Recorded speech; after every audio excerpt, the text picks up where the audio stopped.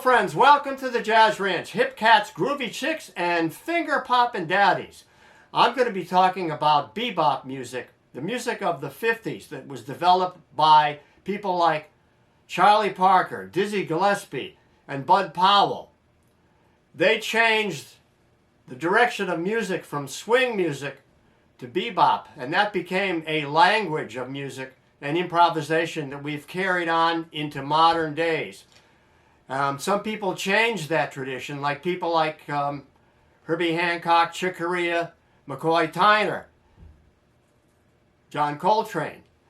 They used pentatonic scales and so on. But bebop scales are very chromatic. I call them playing in the nooks and crannies.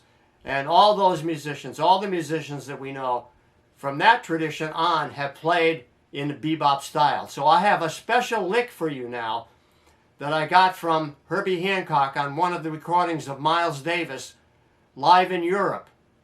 And this is the song, All of You. And I took a lick of Herbie Hancock's and I put it to a 2-5-1 progression so it would be practical. And I put it into 12 keys so you can download the score and learn this lick in 12 keys. It's not that difficult. And you will learn something about bebop playing and about improvisation. And I'm going to talk more about improv and bebop concepts later on in the video. So stay with me. Here we go with a great lick by Herbie Hancock. Starting out, I want to say that this particular Herbie Hancock lick was taken or transcribed from his solo on the song called All of You from the recording by Miles Davis called Live in Europe. So it's with the Miles Davis Quintet, sometimes recorded probably in the 70s, I'm going to say. But anyway, this particular lick I took out because it was interesting from a point of view. I can apply it to a 2-5-1 progression in a bebop context. So it's more like a bebop lick. And when you look at Herbie Hancock's licks and a lot of things he plays, they're so advanced and so complex and so out of the scale and so interesting in so many ways. He has tremendous fluidity in his playing, but this is an interesting lick that you can apply and use in a 2-5-1 progression. So I put it into a 2-5-1 in the key of F. So I've put it G minor 7, C7 to F. So here's the lick.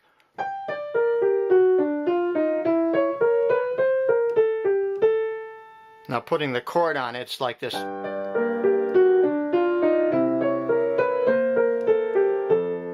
Then if you turn it around and repeat it.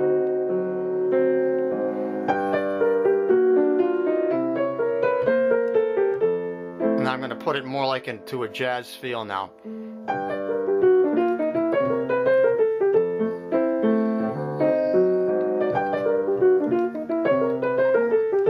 So there you have it. Now let's look at it from the G minor. Now we're going to just translate this lick, what it is.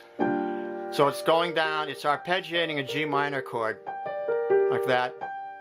1, 5, 3, flat 3, 1, then a sharp 7, 5, flat 7, then that's the augmented fifth, and then approaches a C7 there on the third. So you see, that's how it approaches the third. That's what we're interested in there, is the approaches, the target tone and how it's approached.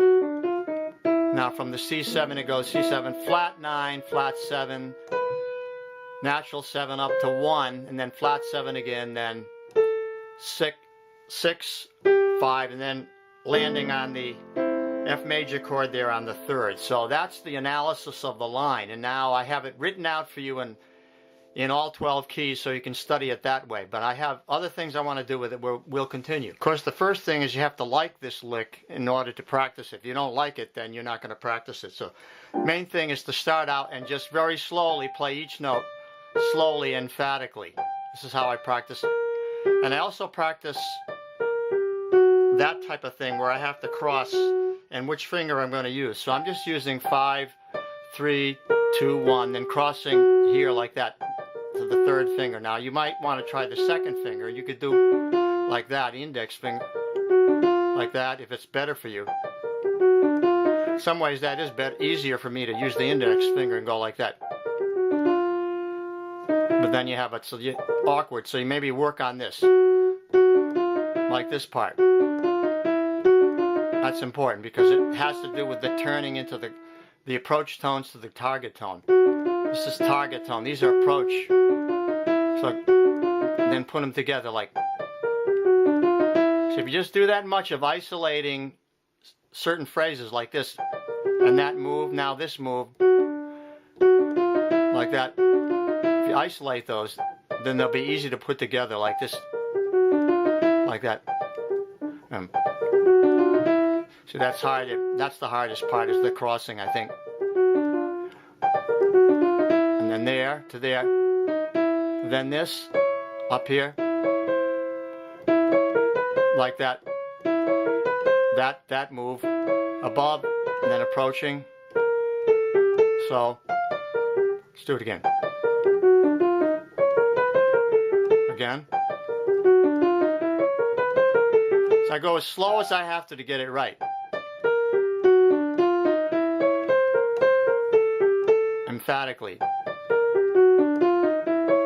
I'm going. So I didn't get it right. So now it's starting to happen. Enough times, then it'll start to. Now you can put it to a jazz context. Add the left hand.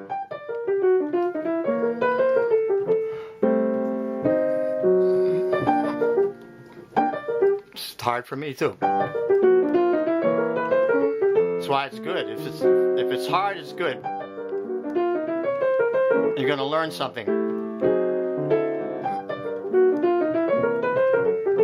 It begins to get into your head and into your fingers and your hands and so on, and you're feeling more comfortable as you do the repetitions. Just keep doing them. And eventually it'll sink in and it'll be just there, and you've improved as a player just from this one little lick. The next step, I've put this lick, I've written it out for you. You can go to my website and download it, and you can play it in all 12 keys and practice it that way if you like. The other thing I did that was, I think, practical is I simplified the riff from this. I made it this, which is more comfortable in the hand. So it still has the same quality, but it's a little easier to play. And I did a couple of other things like this, where it goes like this. I went. I made a turn at the end there rather than it just being. So I have this figure now. Or even this. Whichever one you like better. But they're pretty close to the original, but they're a little easier to play. So that's it in F major now. G minor 7, C7, F major. So you have.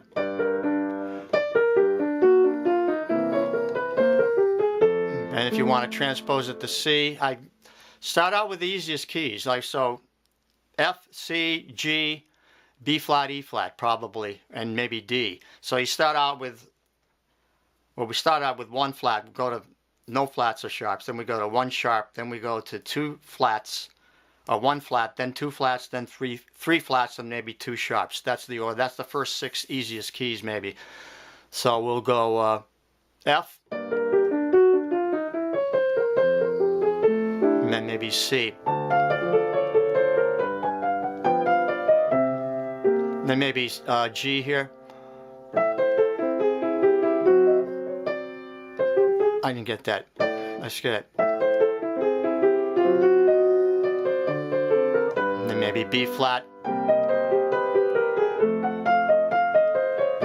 And maybe E flat. Maybe E would be the last one, like maybe go up here.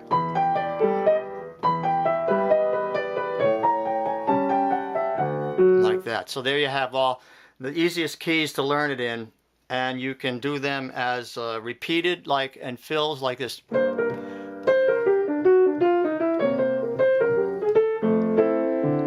Turn them into 4-bar patterns.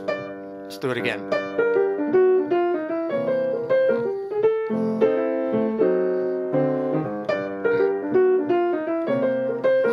So I begin to see it's starting to make more musical sense.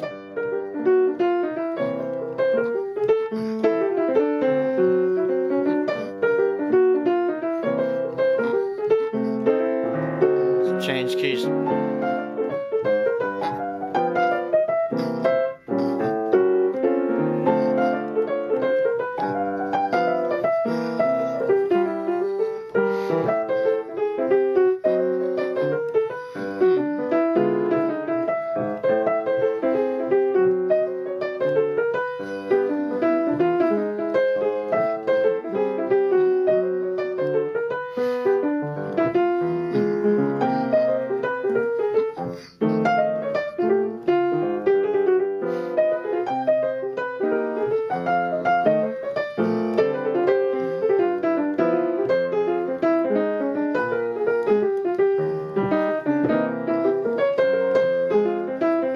Starts to get this bebop vocabulary into your head and into your hands. It's a fascinating thing. Now, to make this lick practical and useful for learning bebop style playing, we want to isolate the essential ingredients of the lick in terms of approach tones and target tones. So we can see there's the approaching the third of the C7, so, and it's approaching it this way. So let's just take that, isolate that one 5-note lick. Like, what's happening there? Well, it's the whole tone above the target tone, whole tone below it, half tone above it, then half tone. That's the formula. Whole tone above, whole tone below, half tone above, whole tone, half tone below, and then hitting it.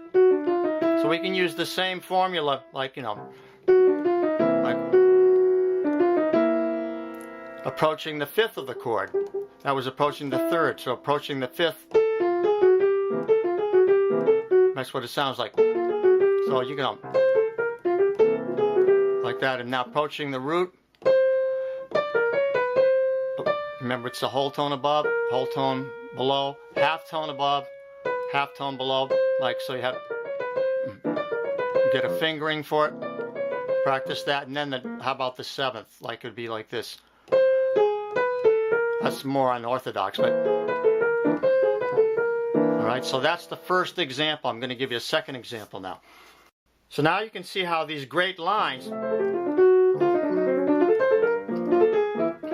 are broken down into particular phrases and lining them up and attaching them to each other, but they have these ingredients within them that have to do with approach tones and target tones. And so now that I've made it more complicated, let's look at the next lick.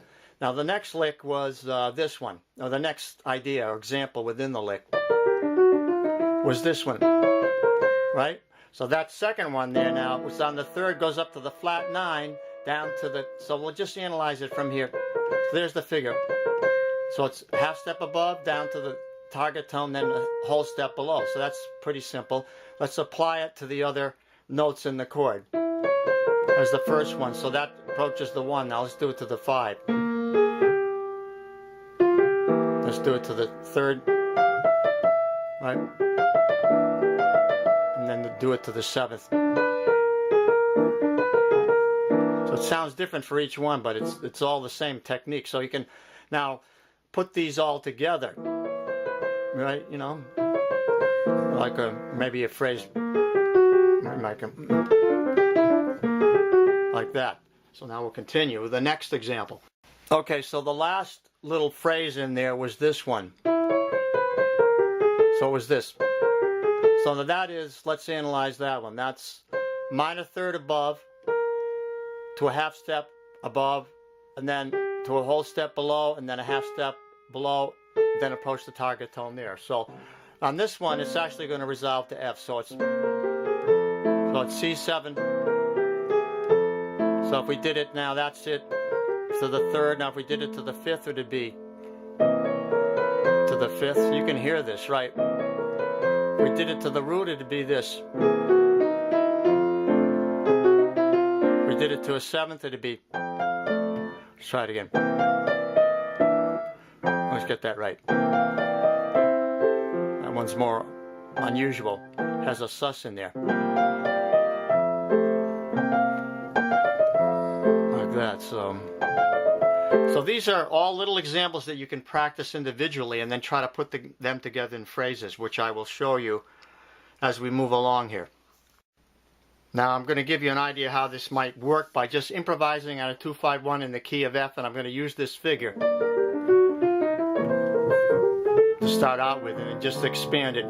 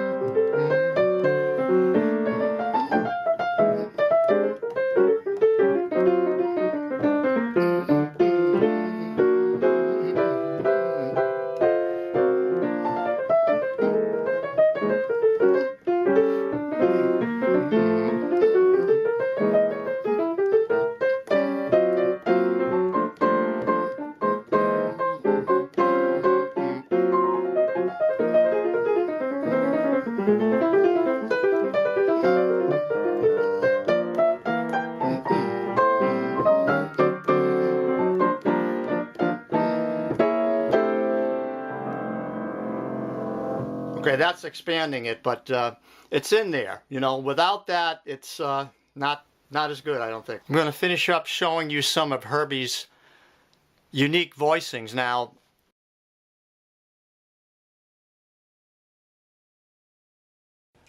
Thanks so much for hanging in with me on this video about Herbie Hancock and a great lick.